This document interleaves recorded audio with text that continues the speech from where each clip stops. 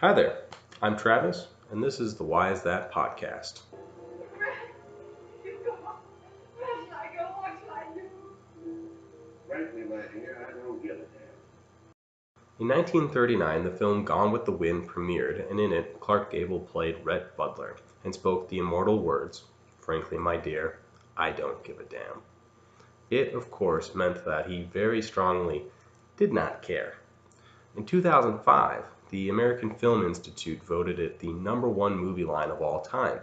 The phrase, "I don't give a damn," had entered into the English lexicon long before the movie and is still a pretty popular phrase today. But where did it all come from? Why is it that we say, "I don't give a damn"? Well, here on today's episode of the Why Is That podcast, I am very glad that you asked. There are two or three generally accepted theories in regards to the origins of the phrase, "I don't give a damn." They are all fairly plausible and may have actually contributed to one another. Before we get into them, though, let us discuss the word damn. Most of you have probably been taught that the word damn is a curse word and that you should probably not use it in polite company. Beyond the original meaning, curse words are often used as an enhancer for what you are saying, for the reason that the taboo quality of a curse word makes the use of it more powerful. That is why saying, "I don't give a damn" feels much more powerful than saying, "I don't care," even though they largely mean the same thing. Although in the almost 80 years since Gone with the Wind premiered, damn has kind of lost its quality as a curse word. To compensate, we have substituted the word damn for harsher curse words to make the phrase even more powerful. From my research, it does seem that damn was the first curse word to be used this way, though. Our origin theories use different definitions for the word damn. For the first theory, the word damn first came into use in the English language in the second half of the 13th century from the old French word dampen, and it came to French from the Latin word damner.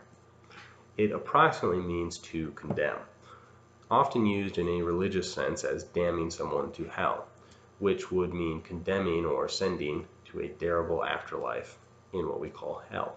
Shortly after damn entered the English lexicon, in the 1300s the phrase "not worth a bean" or "not worth a hill of beans" came into common usage. It was even used by the poet and writer Geoffrey Chaucer, who is widely considered as the father of English literature. If you are unfamiliar with the name Geoffrey Chaucer, then he is the man who wrote the Canterbury Tales, among others. A fictionalized version of Chaucer also appears in the Heath Ledger-led A Knight's Tale, which I think is a great movie, but perhaps it does not do justice to Geoffrey Chaucer. Throughout the next few hundred years, the phrase grew to include other worthless items. Examples include "not worth a fig," "not worth a straw," "not worth a cent," "not worth a plug nickel," and finally, "not worth a damn." Typically, the phrase "not worth a damn" is attributed as being first used in the early 1800s. It meant that whatever you were selling was not even worth a curse word, and of course a curse word had very little to no value. It is then believed that through natural use the phrase "not worth a damn" eventually transformed into "I don't give a damn," as in, I would not even give you a curse word for that. An alternate explanation is that the phrase "not worth a damn" actually referred to a tinker's dam. A tinker's dam was a one-time use item for a plumber. After the one-time use, it was thrown away as it was useless. As such, saying that something is not worth a tinker's dam would be saying it is not even worth something that I would throw away. There are disagreements about whether someone heard someone say "not worth a damn" and confused it for the curse word, and thus the first explanation occurred, or if the second developed naturally, but then was overtaken by the more taboo option of being able to swear. Either way, eventually the "not worth a tinker's dam" fell out of use and was totally replaced by "not worth a damn." Whether or not people started saying "not worth a damn" first cannot be accurately known.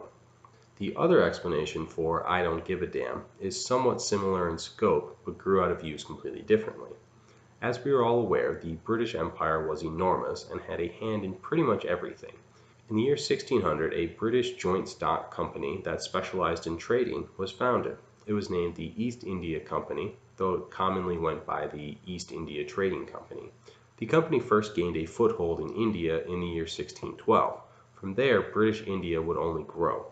From 1612 to 1757, it was mostly just a foothold, but in 1757, the company started expanding their rule. Over the next 100 years, the East India Trading Company continued to expand their control, but in 1858, the British Crown officially took colonial rule over the area and started to directly rule the area through various presidents and provinces. The British Raj lasted from 1858 to 1947. As you might expect, the period of British rule in India saw a lot of contact between British officers and the people of India.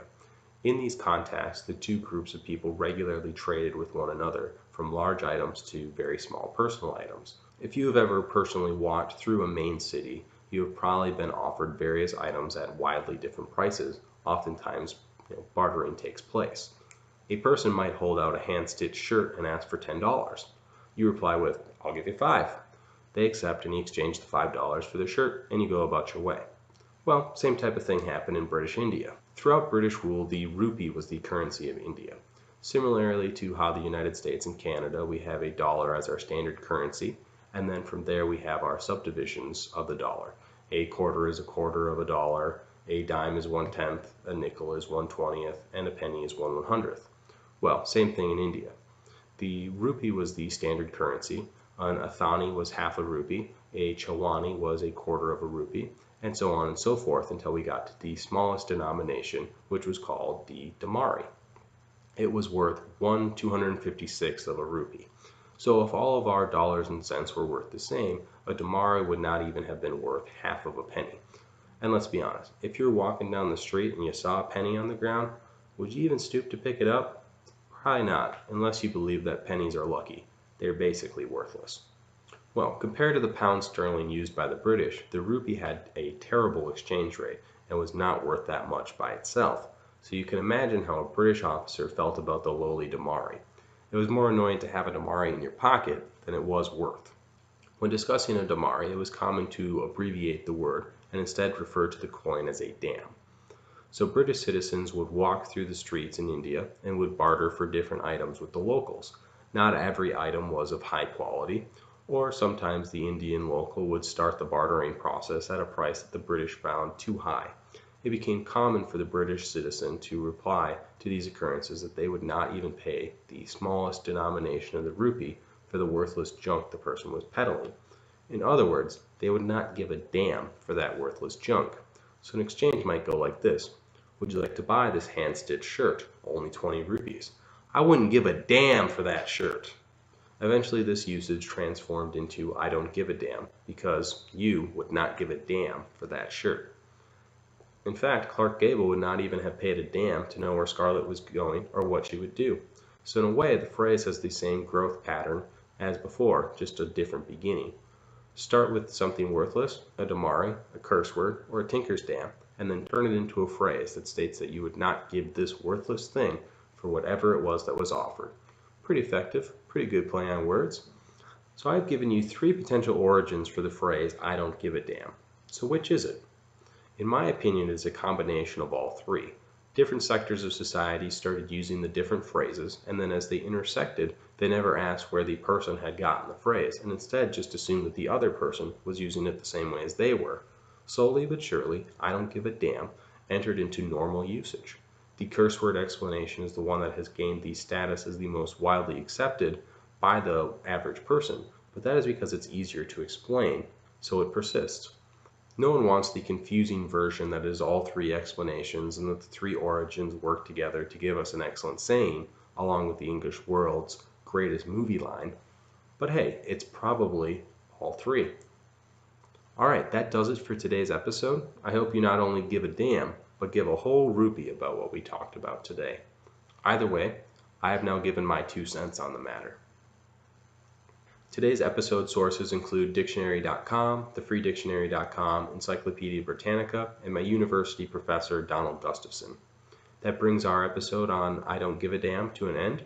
Our next episode will be dedicated to Law Day and the 2018 theme of separation of powers.